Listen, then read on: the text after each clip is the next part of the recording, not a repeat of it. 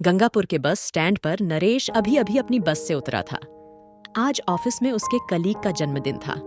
उसके सेलिब्रेशन में ही नरेश को आज लेट हो गया था। रात के लगभग 1:30 बज रहे थे।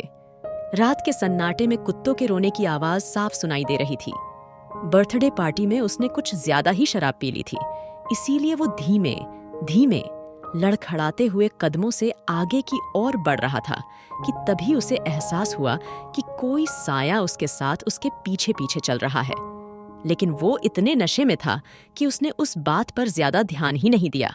वो कुछ देर में लड़खड़ाते हुए कदमों से अपने घर पहुंचा और अपने कमरे में जाकर लेट गया। अभी उसकी आंख लगी ही थी कि उसे अपने शरीर पर कुछ भारी सा महसूस होने लगा। उसने नींद में हल्के से अपनी आंखें खोली तो डर के मारे उसका पूरा शरीर पसीने से भीग गया। उसके सीने पर एक गहरा काला साया बैठा था जो उसे ही घूर रहा था। देखने से वो किसी औरत का साया लग रहा था। उसकी आंखें एकदम लाल थीं। वो गुस्से से उसकी ओर देख रही थी। उसके सर से लगातार खून टपक रहा था। ऐसे अपने सामने उस साए को देखकर नरेश की रूह कांप गई। उस साए ने अपने गंदे और लंबे नाखूनों से उसके चेहरे को खरोजा। वो दर्द से चीख उठा और उसने हड़बड़ाते हुए अपने हाथों से उस साए को खुद से दूर धकेल दिया। डरते सहमते किसी तरह वो अकेले ही अपने कमरे में खुद को चादर में लपेटकर लेटा रहा। डर के मारे उसका पूरा शरीर कांप रहा था। उसकी थकी हुई आंखों में उसका डर साफ झलक रहा था। उसकी नींद अब उड़ चुकी थी। कुछ देर बाद सुबह हुई और वो तैयार होकर ऑफिस के लिए निकल गया। वहां पहुंचा तो पूरा ऑफिस बिल्कुल शांत था। सबके चेहरे पर एक अलग सी उदासी छाई हुई थी, मानो जैसे कुछ बहुत बुरा हुआ हो। नरेश ने अपने कलीग से सवाल करते हुए पूछा, क्या हुआ? आज सब लोग इतने शांत क्यों हैं? कुछ हुआ है क्या? यार कल रात क्या कल रात घर जाते हुए एक रोड एक्सीडेंट में प्रिया की मौत हो गई। प्रिया की मौत की खबर सुनते ही नरेश अचानक घबरा गया और उसे अपने साथ हुआ रात का हादसा याद आने लगा। कहीं वो साया प्रिया तो नहीं थी? हे भगवान, ये सब क्या हो रहा है मेरे साथ? भगवान, उसकी आत्मा को शांति दे, बहुत अच्छी लड़की थी। हे भगवान, उसकी आत्मा को शांति देना, घबराते हुए नरेश ने कहा। वो जाकर अपने डेस्क पर बैठ गया और अपना काम करने लगा। उसे काम करते हुए कुछ देर हुआ था कि अचानक ऑफिस की लाइट चली गई। उसे डर लगने लगा। नरेश ने अपने दोस्तों को आवाज लगाई तो वहां कोई नहीं था कि तभी पायल के झन झन करते हुए कदम उसके पास रुक गए। हल्की सी रोशनी में नरेश को वो चेहरा साफ दिखाई दे रहा था। वो वही साया था जो उसे कल रात दिखा था। नरेश की रूह अब डर से कांप रही थी। कौन हो तुम और क्यों मेरे पीछे पड़ी हो?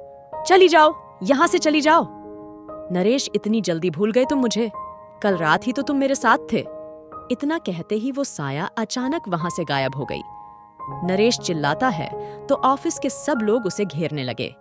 वह बहुत घबराया हुआ था। वो अपना बैग उठाकर सीधे अपने घर चला गया और खुद को अपने कमरे में बंद कर एक ही बात दोहराने लगा।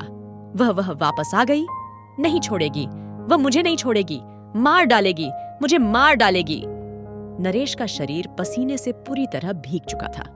उसका पूरा शरीर किसी गर्म तवे की तरह तप रहा था।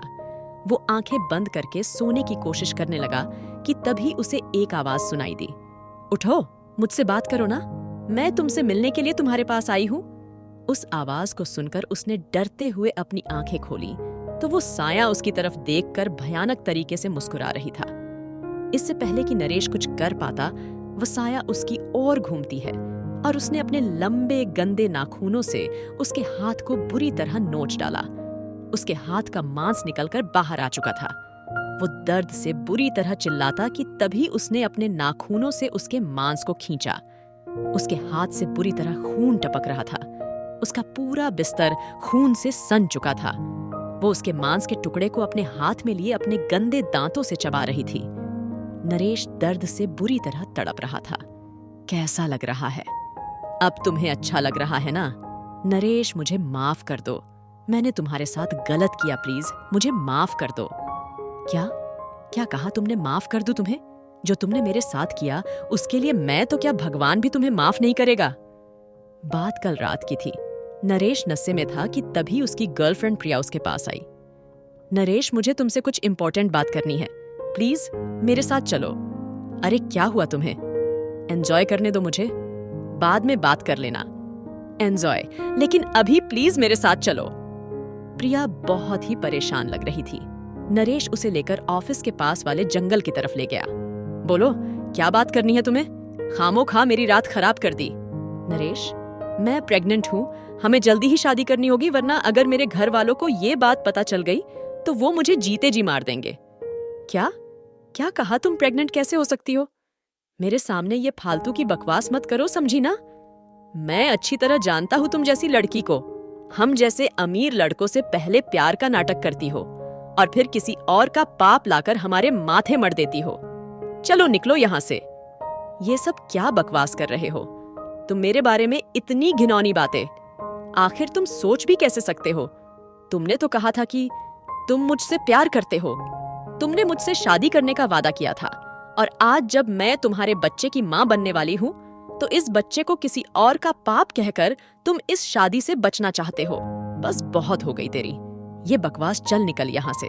और अगर गलती से भी आज के बाद मेरे सामने आने की हिम्मत की तो वो तेरा आखिरी दिन होगा, समझी ना? चल निकल यहाँ से। तुम्हें क्या लगता है कि मैं इतनी आसानी से तुम्हें जाने दूंगी? तुम इस तरह से मेरी जिंदगी बर्बाद नहीं कर सकते। मैं सबको तुम्हारे बारे में बताऊंगी। आज मुझे समझ आया कि तुम हमेशा सबसे हमारे रिश्ते को छुपाते क्यों रहे। लेकिन अब मैं चुप नहीं रहूंगी, मैं पुलिस के पास जाऊंगी।